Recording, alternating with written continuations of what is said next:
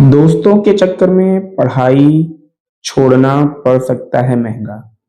क्या आपने भी अपने दोस्तों के चक्कर में आकर अपनी अच्छी पढ़ाई को छोड़ दिया या किसी स्कूल के टीचर के दबाव में आकर जहां आप अच्छी पढ़ाई कर रहे थे, उसको आपने छोड़ दिया? अगर आप भी ऐसा कर रहे हैं, तो सावधान हो जाइए, क्योंकि ये जो दबाव में आप दोस्तों के दबाव में और स्कूल के कुछ शिक्षक के दबाव में कि अगर तुम मेरे यहाँ नहीं पढ़ोगे तो मैं तुम्हारे मार्क्स कम कर दूंगा, तुम्हें फेल कर दूंगा। इन चीजों से अगर आप परेशान हैं तो आज ही आप सावधान हो जाइए और ऐसे लोगों को जवाब देना सीखिए कि मेरी जहां इच्छा होगी मैं वहां पढ़ूंगा। आप कौन होते हैं मेरे लाइफ का डिसीजन लेने वाले? अगर ऐसा आप नहीं कर पा रहे हैं तो आपका भविष्य अंधकार में है। तो चलिए, आज हम इसी टॉपिक पे बात करते हैं कि ऐसे केसेस में क्या प्रॉब्लम्स आपके साथ क्रिएट हो सकती हैं। दोस्तों, आपने कभी सोचा है कि आप जिन दोस्तों के चक्कर में उनके पीछे-पीछे घूम रहे हैं, उनके साथ-साथ घूम रहे हैं, खेल रहे हैं, मौज-मस्ती कर रहे हैं, ये मौज-मस्ती आपके लिए आपके भविष्य के लिए कितना महँगा पड़ सकता है? अक्सर देखने को मिलता है कि एक बच्चा अगर किसी इंस्टीट्यूट में अच्छे से पढ़ाई कर रहा है, तो वो दोस्तों के चक्कर में उन चीज़ों को छोड़कर उनके साथ लग जाता है और वहाँ पढ़ाई करने चला जाता है, जहाँ उसको एन्जॉय ज़्यादा मिलता है। तो ध्यान रखिए कि ये एन्जॉय आपके जीवन के लिए ज़हर है। आपका भविष्य इतना खराब कर देगा कि आप एक-एक रुपए के लिए परेशान हो जाएँगे भविष्य में। अगर आप एक सही तरीके से पढ़ाई नहीं करेंगे ऑर्गेनाइज सिस्टम से, तो मान के चलिए कि आपका भविष्य कभी भी किसी कैरियर की तरफ लेके नहीं जाएगा।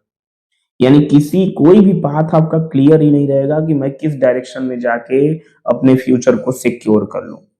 ऐसे में और कभी-कभी क्या होता है कि आजकल कुछ बच्चे स्कूल के शिक्षकों के दबाव में आकर जहाँ अच्छे से पढ़ाई करते रहते हैं, वहाँ से छोड़कर उनके पास चले जाते हैं। मैं आपको बता दूँ कि ये जो स्कूल शिक्षक आजकल कुछ हैं, जो स्कूल के बाद कोचिंग का धंधा शुरू कर दिए हैं।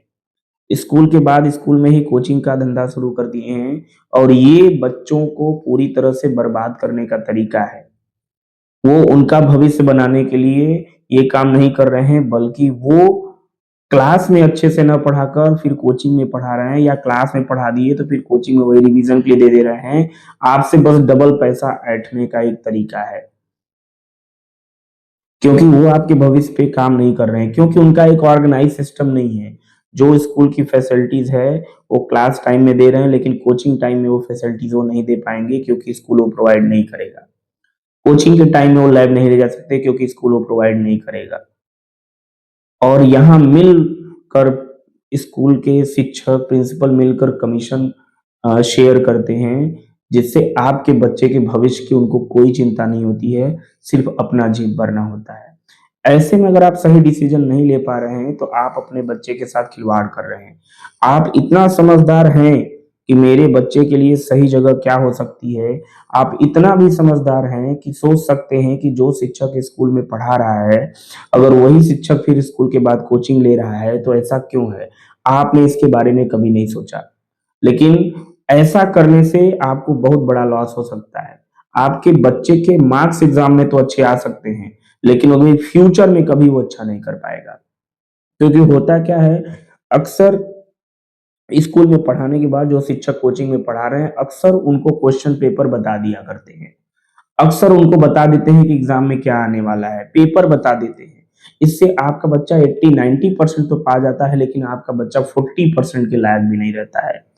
और इससे आगे जाकर 10th-12th में वो फँस जाता है। किसी भी एग्ज़ाम को क्वालीफाई नहीं कर पाता है। आप उसका मार्क्स देखते हैं तो कहते बहुत खुश होते हैं।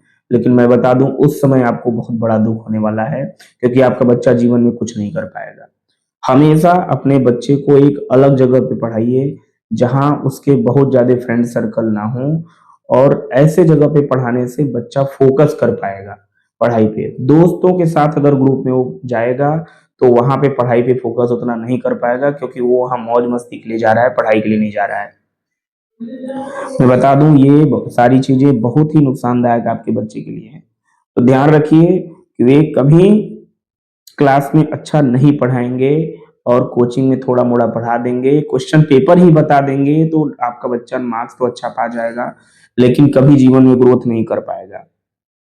ध्यान रहे कि यदि आप दोस्ती यारी के चक्कर में या किसी शिक्षक के दबाव के चक्कर में ऐसा डिसीजन लेके उनके साथ जा रहे हैं तो आप अपनी लाइफ को स्पॉइल कर रहे हैं। ये चीज पूरी तरह से ध्यान रखें। हर बच्चे के सीखने की जो कैपेसिटी होती है, मैं आपको बता दूं कि हर बच्चे के सीखने की कैपेसिटी अलग अलग होती है, लेकिन अगर वो उनके साथ मिल जाता है तो उसकी सीखने की एबिलिटी भी खत्म हो जाती है।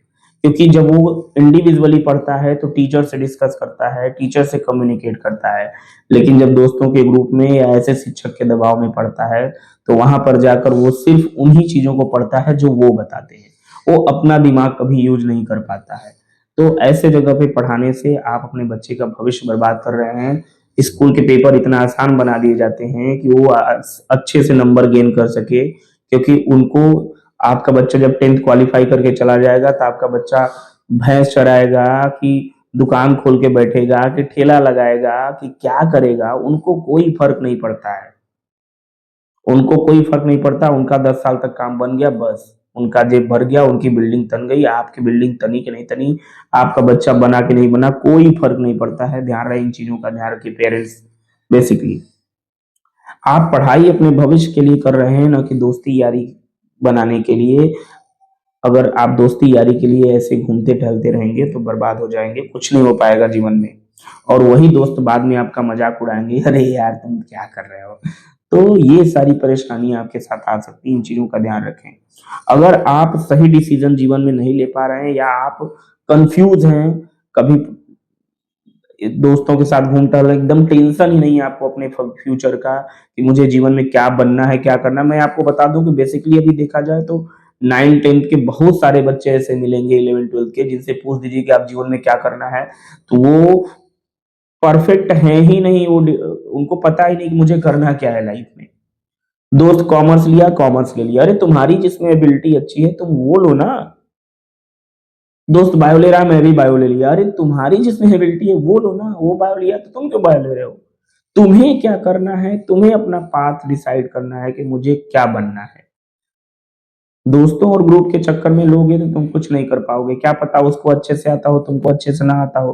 क्या पता वो अपनी पढ़ाई रात में कर लेता हो, अपना टाइम निकाल के कर लेता हो, 2 घंटे ना तुम्हारे साथ घूम रहा है, बाकी के 22 घंटे तो उसके हैं। वो 22 घंटे में क्या कर रहा है तुम देखने तो जा नहीं रहे हो, लेकिन 2 घंटे में आपको बर्बाद कर दिया पूरी तरह से।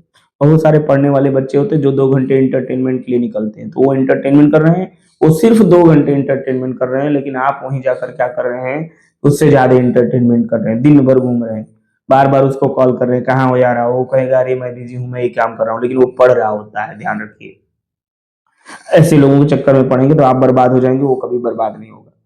तो दूसरों का सजेशन आप सुनिए, लेकिन डिसीजन खुद से लीजिए। और अगर आप डिसीजन नहीं ले पा रहे हैं तो अपने उस टीचर से, उस मेंटोर से मिलिए जो आपको सही डायरेक्शन बता सकता है। अगर उससे मिलेंगे तो वो सारी प्रॉब्लम्स को आपके सॉल्व कर देगा। कल जब आप कामयाब हो जाएंगे तो बाद में वही कहेगा कि नहीं तुमने बहुत अच्छा किया। ठीक है, याद रखना, भीड़ के साथ चलना आसान होता है, पर भीड़ हमेशा रास्ता सही नहीं दिखाती है।